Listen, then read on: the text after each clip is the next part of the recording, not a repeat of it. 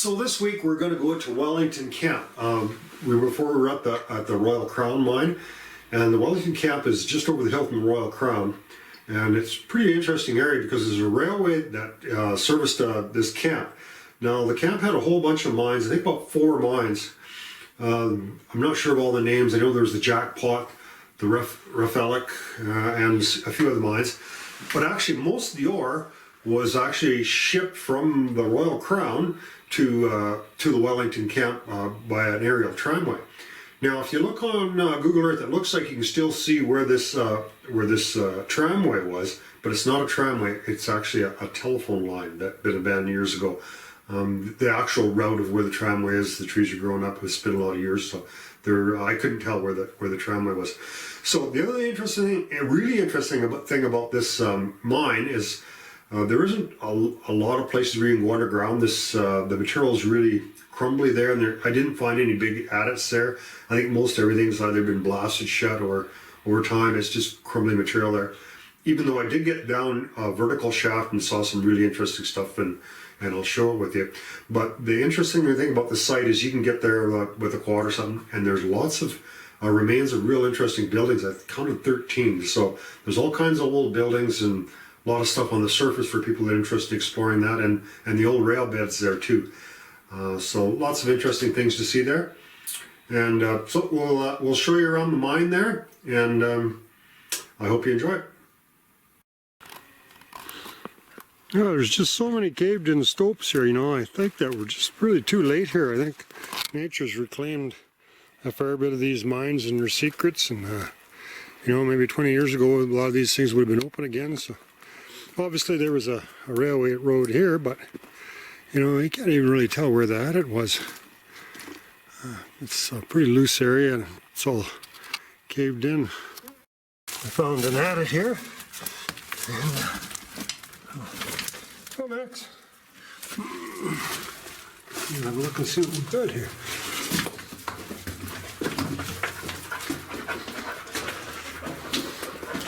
So he's lost his shine. It's about going into mines. There, nice cooling here, huh?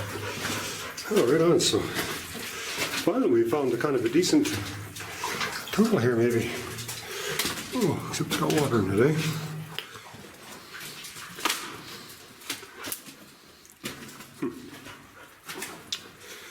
Well, we might not go too far.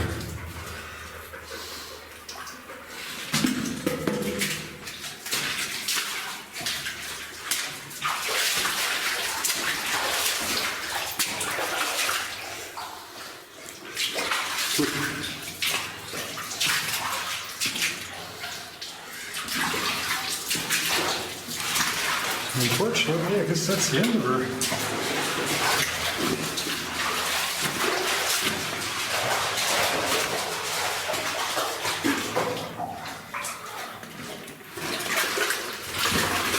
Yeah. So I've determined at the southern limit of these mines here. That's the one that just went into. So it goes a little bit further this way. There's some more mines a little further down the hill. So that would be the southern limit. This is actually the western limit. So these mines actually go in a fairly narrow vein. There's lots of them. There's piles of them here, but it's not very wide. Probably only maybe 100 meters wide. And there's a whole bunch of stopes.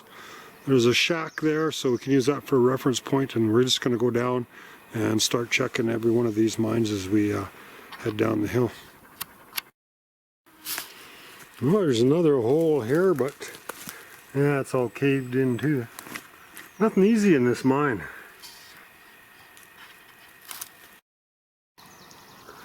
As you can see, that hole down there looks a long ways down, but it's not really that far. We took the rope and stretched it out, and right where the end of the rope is, that's where the bottom of the hole is. I tied a rock down, and we pasted off. It's about 40 feet, or 40 of my feet. My rope is 50 feet long, so we're going to put the rope down and we're going to go down there. Ladder's all tied up to that tree there pretty securely, and she's all sitting down in the hole there. So all we got to do is hop down there and have a look. Made it down the 50-foot shaft. That wasn't really that scary. That'd be our prize there, so. Oh, look up, way up, nice and cool down here. One thing is, if a guy's doing this, he should probably have a hard hat. I don't usually wear a hard hat, but if you send just a small rock loose, it's going to be a little tough on the head. So I'm going to find my way back in here. There's quite a ways in here. Hit a bunch of dead ends going this way here. But going back this other way here, it's kind of a bit of a squeeze going through that one part, but there's a real good breeze coming up in one area. So we're going to just kind of persist. I might have to dig a little bit to get through that area. We're going to persist in there, and then hopefully maybe we can come out a different area. Now it's only one little hazardous area is right here. Be very careful not to touch anything there, but that rock right there. I don't like the fucking thing's hanging there. But that's the only way we can get in there, so it's really precarious the way that rock is, so I'll just quietly sneak through here.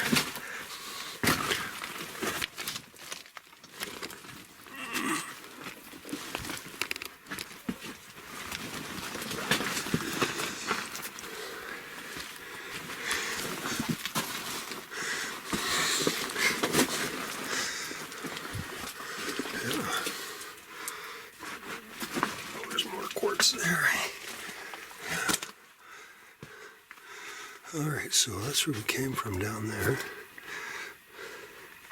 I believe. Yeah, we came from down there. And we built a couple of nukterchuks down there so we can find them.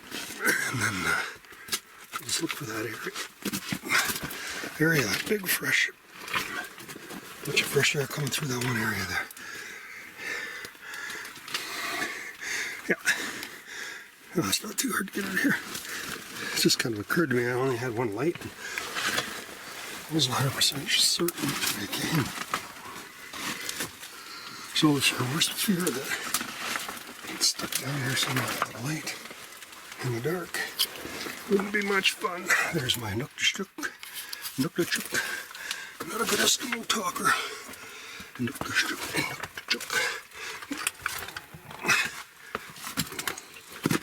And then we've got one more in. Yeah, I made my way up here. Yep, I remember.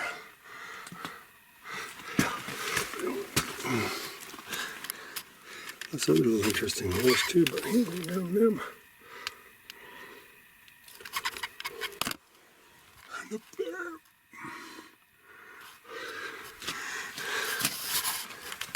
I'm excited about that. Big blast of fresh air there.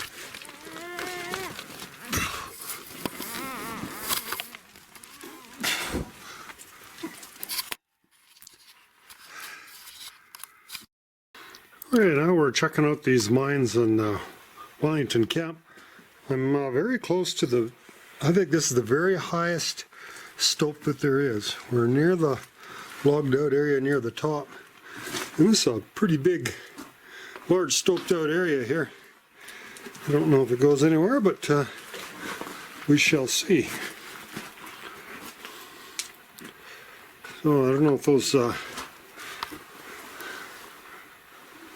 holding them big boulders up. Somebody in one of the videos said something looks sketchy. I'm starting to understand what that means. Very, really fractured, loose material. This might actually look quite a lot different than it did when it was mined. Some of the areas could be opening up new areas of mineralization, because it looks to me like cave-ins would be pretty frequent in here. Just because of the way the rock is, it doesn't seem really solid.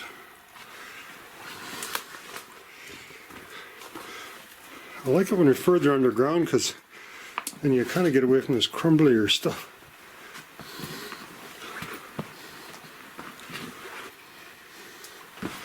Certainly copper, quartz. One thing I found interesting, I did a little research on this, is I always assumed that quartz was most closely associated with gold. While that's true in some formations, not the case everywhere. In the Golden Crown mine, areas that had a lot of sulfur in them, highly sulfurized areas, they had the highest returns of gold. So when you're seeing these pockets of sulfur, and if you're looking for gold, like, you know, like to me, those are sulfides there, right? So from what I understand, those type of materials, if it's high in sulfur, they also had some pretty high assays of gold. So yeah, I believe this was a loading facility here, and I think they maybe had a tramway that loaded ore in from the top, and then there were chutes that the ore came out here, and they probably just backed a rail car right into here, or maybe even from the side. Not really sure how this was set up. Could have been one way or the other. Take a bit of a break from the mine, so we're just going to look at some of these buildings they have up here at the Wellington Camp. They're pretty interesting. We found another mine here, and we're just kind of look at this cabin here. This is what's left of the cabin. Really nice built cabin. Looks like it just had a dirt floor, but yeah, it's a pretty large cabin. They did a really nice, look at the detailed work on the joints and stuff. Really tight fitting, and they chinked it up real nice there. Looks like it had an actual chimney in here. Lots of bricks and stuff left there. Really nice looking cabin here. So here's just another building in the Wellington Camp. So this has been the 5th building that I've identified right in this area here. And this one's in a pretty advanced state of decay. And I suspect that this actually might have been a barn, because when they first started here, they probably used a lot of horses or mules.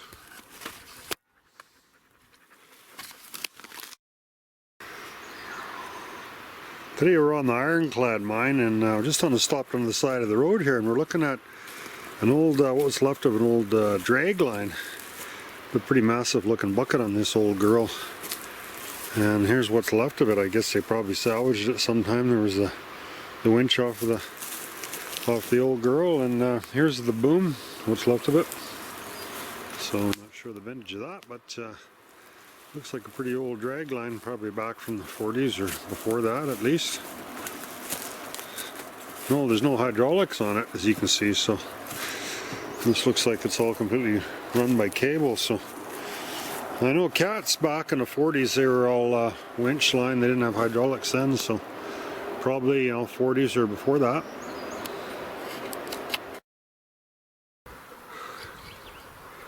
So that's cabin number 6 there, and just up the hill here, we'll call this building number 7. Again, same style. I suspect this this building here may have been, you know, it's interesting, they didn't peel the logs here.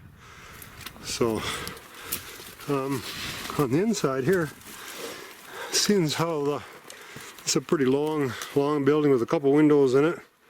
It's probably, I would guess it would be a bunkhouse, maybe. Something like that. You can see maybe a bunch of bunks for workers on both sides.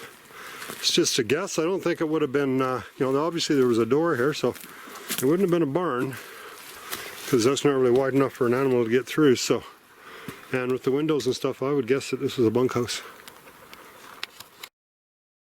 And here we're seeing building number 6.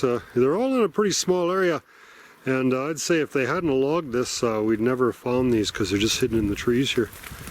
So what an awesome view here. So we're looking across, that's the pipeline on the other side of the highway there. And there's the Highway 3 here. We can just zoom in here and show you maybe a little more clearly where we're at. There's another quick little shot of cabin number 6. Pretty well done cabin there. You can see they squared off the timbers on the inside and stuff. They're not just round. So they put a little bit of effort into this. Over 120 years ago, probably since they built it. Okay, this building is the fourth building that I've found so far. That's part of the Wellington Camp. Now this is a pretty fair-sized building here, and it's just off the road, close to the end of the where the rail ended at Wellington Camp there. So this is the trail here that is actually the rail bed right above us. Now what's kind of interesting about this is when you see this building, which is pretty easy to spot from the road, from the rail bed. So the rail goes along like this, and that road going up to the right goes to the top levels. There's a whole bunch of other mine workings up here, so that goes to the top levels. This here is the rail bed, and it goes, if you follow it, to a trestle going this way under the hydro lines, going straight I think it's north, and it ends where there was a trestle that's been collapsed, but you can still kind of get around the trestle. You just can't get anywhere on a four-wheeler. You'd have to walk from there. It's all overgrown. But the interesting thing about this building, when you see this building, is there's a whole bunch of buildings below it. There's at least three. There's three identical buildings in a row.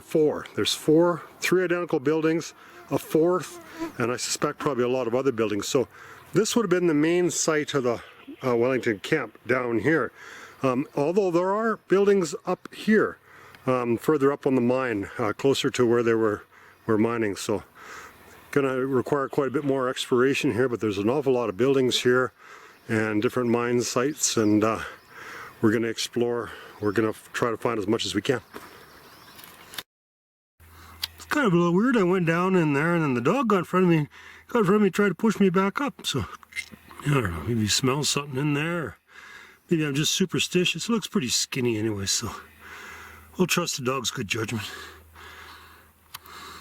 So I hope you enjoyed this week's show. We had quite a lot of material, so I didn't want to try to cut out a bunch of stuff and be too long to put it all into one show. So we're going to have part 1 and part 2 of Wellington Camp. The one thing that was really interesting about filming this is I had a lot of preconceived notions that, you do a bunch of research and you have a bunch of ideas and how things are going to be, and then you start looking on the ground and you find out, you made kind of a lot of assumptions that were wrong. Especially with from the Golden Crown, they had an aerial tramway that went to Wellington Camp, and I saw when I looked at Google Earth, I saw an area you can still see a slash mark through the bush. So I think, hey, that's the tramway. We'll explore that and find maybe some remnants of the tramway. But it wasn't. It was a telephone line. So I keep making these kind of mistakes, and it's kind of interesting. So you'll have to excuse me as I go through in the video if I say something that's incorrect, because I believe it to be true at the time, but then later on you find out, no, you're wrong. Actually, one other really good case in point is I did a lot of research on dynamite, and I found out that dynamite was actually invented by Sir Alfred Noble in about 1875, and it replaced basically black powder. And so I never thought that black powder was used after that, because dynamite is so much more explosive. It's and far cheaper and easier to handle. And this is kind of weird. I went along a railway bed and I found one of these. And what this is a drum of explosives. It's black powder, and actually it says Hamilton Powder Company right on it. And what's really kind of strange about this, and I really can't figure that out, they never even bothered to open it. They just took a screwdriver or something and poured it out.